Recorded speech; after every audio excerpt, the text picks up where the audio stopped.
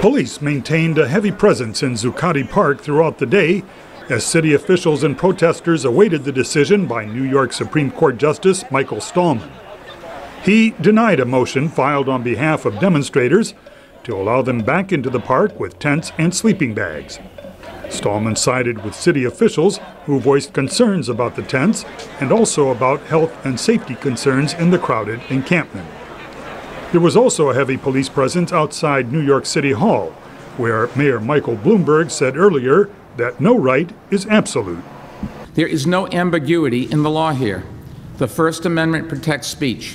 It does not protect the use of tents and sleeping bags to take over a public space. Police in riot gear raided the Occupy Wall Street encampment at 1 in the morning. They arrested about 200 protesters, many of them on charges of resisting the eviction. Cleanup crews hauled away tents and sleeping bags. Protesters claim authorities also disposed of the movement's library of more than 5,000 books. Police kept news reporters at a distance. Mayor Bloomberg said the reason was to protect the members of the press. Where tents packed the park a day before, police ensured protesters would not reoccupy Zuccotti Park. Some, however, taunted the police. What y'all did last night was wrong. Shame on everyone. Protesters are clearly disappointed, but many said the Occupy movement will continue. During his 7 weeks at the encampment, David Intrater beat drums and played the saxophone. He says that movement does not necessarily depend on the occupation of a park.